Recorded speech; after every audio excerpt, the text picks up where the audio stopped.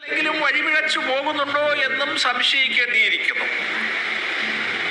ഈ കഴിഞ്ഞ ദിവസം ഒരു അമ്പലപ്പറമ്പിൽ വേടന്റെ ആട്ടവും പാട്ടും കൂത്തും ഉണ്ടായിരുന്നു എന്നാണ് ഞാൻ അറിഞ്ഞത്. ആള് കൂടാൻ വേണ്ടിയിട്ട് വേടന്റെ പാട്ട് വെക്കാൻ തയ്യാറാകുന്നവർ ഒരുപക്ഷെ ആള് കൂടാൻ വേണ്ടിയിട്ട് കാബറ ഡാൻസും നമ്മുടെ അമ്പലപ്പറമ്പിൽ വെക്കും. വേടനോട് എനിക്ക് വ്യക്തിപരമായ വിരോധമൊന്നുമില്ല.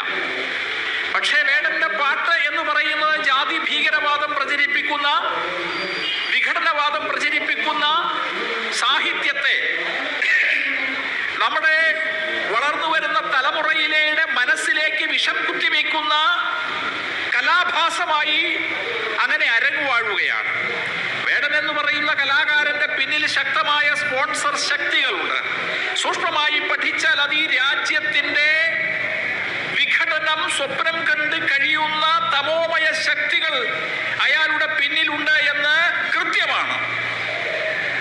അത്തരം കലാഭാസങ്ങൾ നമ്മളുടെ നാലമ്പലങ്ങളിലേക്ക് കടന്നു വരുന്നതിനെ ചെറുത്തു തോൽപ്പിക്കാൻ നമുക്ക് കഴിയേണ്ടതാണ്.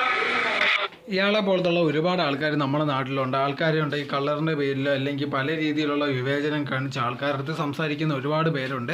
അതിലൊരുത്തനാണ് ഈ മധു എന്ന് പറയുന്നത്. അവന് ഇതേ കണക്കുണ്ടെങ്കിൽ ഇപ്പോൾ ഒരാളുടെ പാട്ട് ഒരു അമ്പലത്തിൽ ഏതെങ്കിലും ഒരു പ്രോഗ്രാമായിട്ട് വെച്ചെന്ന് വെച്ചാൽ അത് കേൾക്കാൻ ഒരുപാട് പേര് വരുന്നത് അതൊരു മോശമായിട്ടുള്ള കാര്യമെന്ന് വിചാരിക്കുന്ന ഒരുപാട് ആൾക്കാർ നമ്മുടെ നാട്ടിലുണ്ട്. അതിലൊരാളാണ് ഇയാൾ.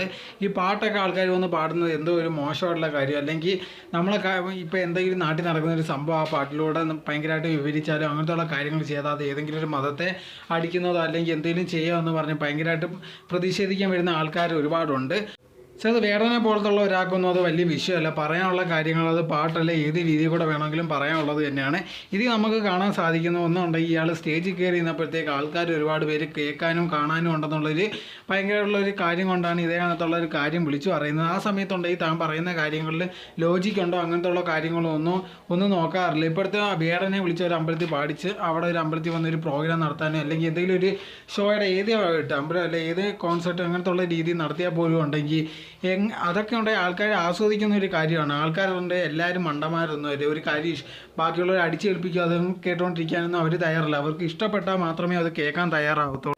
അതേപോലത്തുള്ള സോങ്സ് കേട്ടിട്ട് അതിൽ നിന്ന് അവർക്ക് എന്ത് മനസ്സിലാവുന്നു അത് അവർക്ക് ഇഷ്ടപ്പെട്ട് എടുക്കുക അതല്ലെങ്കിൽ വിടും. സോ അങ്ങനെയാണ് എല്ലാവരും ഉള്ളത്. അങ്ങനെ ഇരിക്കുന്ന സമയത്തുണ്ടെങ്കിൽ യവന്മാരെ പോലത്തുള്ള ആൾക്കാർക്ക് അതൊന്നും മനസ്സിലാവാതെ ഉണ്ടെങ്കിൽ യവന്മാർക്ക് ഇഷ്ടമുള്ളത് അടിച്ചു വിടുകയും ഒരാളുടെ അടുത്തുണ്ടെങ്കിൽ പേഴ്സണലായിട്ട് ഭയങ്കരമായിട്ട് ഗ്രഡ്ജ് വെച്ച് ഇങ്ങനത്തുള്ള കാര്യങ്ങൾ പറയുകയും ചെയ്യുന്നുണ്ട്. സോ ഇങ്ങനത്തെ ഉള്ളവന്മാർ നമ്മുടെ നാട്ടിൽ പല സ്ഥലങ്ങളിലും കാണാറുണ്ട്. പക്ഷേ അവന്മാരെ ഒന്നും മൈൻഡ് ചെയ്യാതിരിക്കുന്നതാണ് നല്ലത്. അങ്ങനെ ചെയ്ത് കഴിഞ്ഞാൽ തീർച്ചയായിട്ടും ഉണ്ടെങ്കിൽ ഇവരുണ്ടെങ്കിൽ പിന്നെ വേറെ ഇതിനകത്തുള്ള സംസാരമായിട്ടൊന്നും വരത്തില്ല. സോ ഇതിനെപ്പറ്റിയുള്ള നിങ്ങളുടെ തോട്ട് എന്താണെന്ന് കമൻറ്റ് ബോക്സിൽ കമൻറ്റ് ഇടുക. നിങ്ങളുടെ ചാനൽ ആദ്യമായിട്ടാണെങ്കിൽ മറക്കാതെ ലൈക്ക് ചെയ്യൂ, ഷെയർ ചെയ്യൂ, കമൻറ്റ് ചെയ്യൂ ആൻഡ് സബ്സ്ക്രൈബ് ചെയ്യുക.